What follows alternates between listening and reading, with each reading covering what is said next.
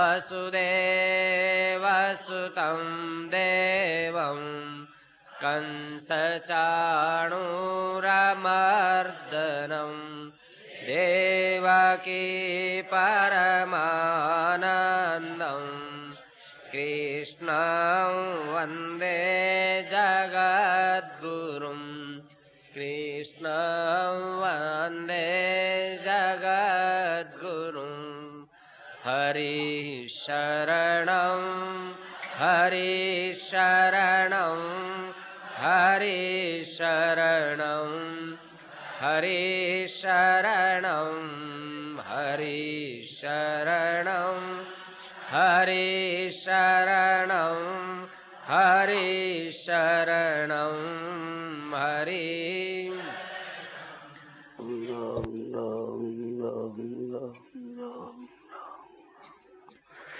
नारायण नारायण नारायण नारायण बोल। हमारे मन में आई वो सुना देंगे। हमारे मन में आई है ऐसी बात, इस वर्तमान जीवन में मनुष्य मात्र महान आनंद प्राप्त कर सकते हैं, इसमें संदेह नहीं है। किस रत्ती मात्र संदेह दिखी नहीं, सच्ची बात है।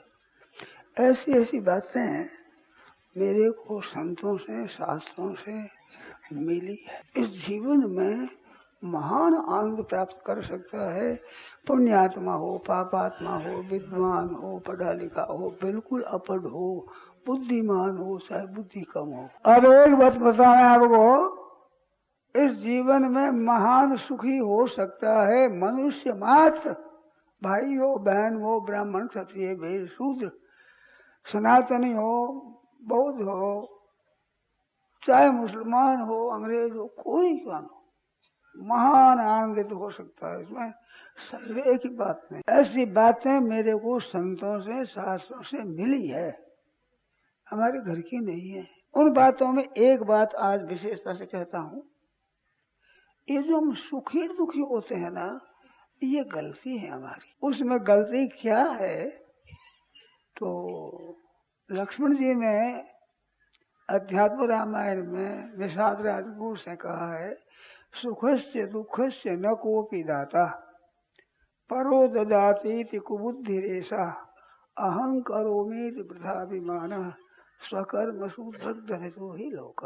रामायण में कोई सुख दुख करता तो कोई सुख दुख देने वाला नहीं है। निज कृत कर्म भोग सुभ्राता, ये उसी रामायण में उसी प्रसंग में आता। सुख दुख देने वाला दूसरा कोई है ही नहीं, ये खास बात है, ये सूत्र है खास।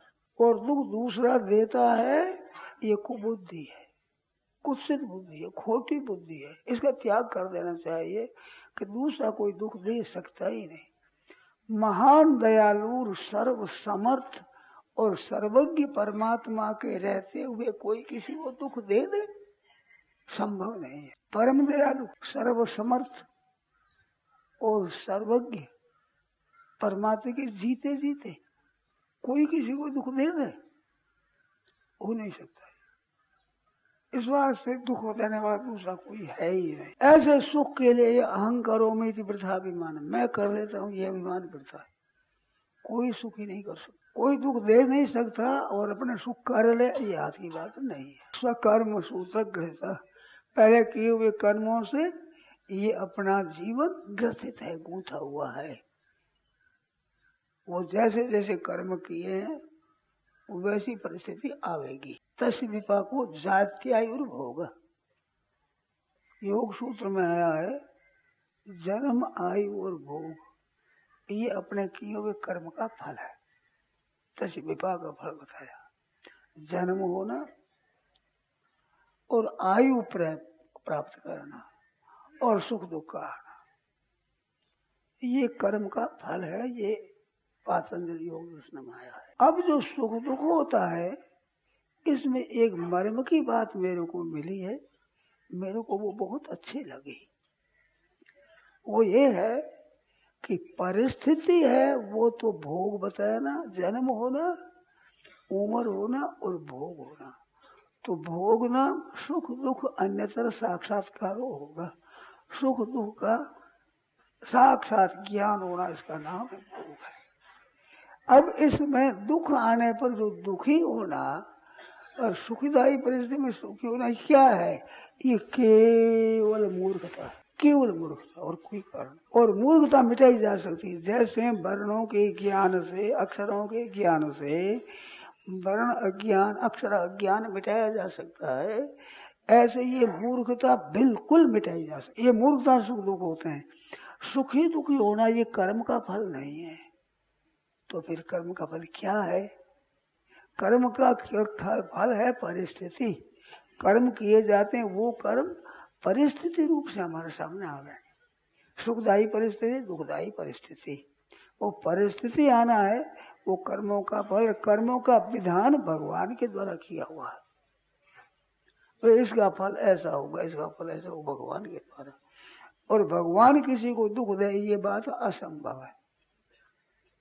कोई भी अपने संतान को दुखी नहीं करता, भगवान दुखी करेंगे इसे। ममई वांशो जीव लोक, ईश्वर अंश जीव अविनाशी।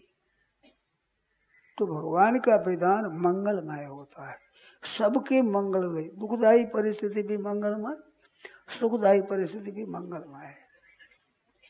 और अभी मंगलमय है, और दोनों साधन सामग्री, सुख दुख दोनों ही साधन सामग्री, परमात्मा की प्राप्ति के लिए साधन सामग्री है, भोग के लिए नहीं है। यही तनु कर फल विषय भाई, विषय भोगना इस तरह का फल है ही नहीं। इससे एक फल दोनों से ऊंचा उठ करके मुक्त होना है। इस वास्ते सुखी दुखी होने के लिए नहीं, दोनों साधन सामग्री है। सुखी से सुखी भी परमात्मा को प्राप्त हो सकता है, और दुखी से दुखी भी परमात्मा को प्राप्त हो सकता है। तो प्राप्त करने की सामग्री है। अब दूसरा कोई दुख नहीं देता, ये इस बात पर विशेष ध्यान दें आप। अमुक ने मेरे को दुख दिया, मुझे कोई नहीं है। परमात्मा के सामने कैसे दे सकता, बताओ? हमारे दुख कैसे दे सकता है? और परिस्थिति परमात्मा की निर्मित वो आवेगी, अनुकूल प्रतिकूल दोनों परिस्थितियां आवेगी, और हम सुखी हो जाएंगे। आपको एक बात बता, मैं विशेष ध्यान देने के लिए, आज दिन आपने जितना सुना है, समझा है, पढ़ा है इतिहास में, कोई एक आदमी का ऐसी इतिहास बता सकते हो जो जन्म भर सुखी रहा हो? तो इतनी तो सृष्टि अरबों और अरबों वर्षों से चली आ रही है, उसमें एक ही आदमी सुखी नहीं मिलेगा।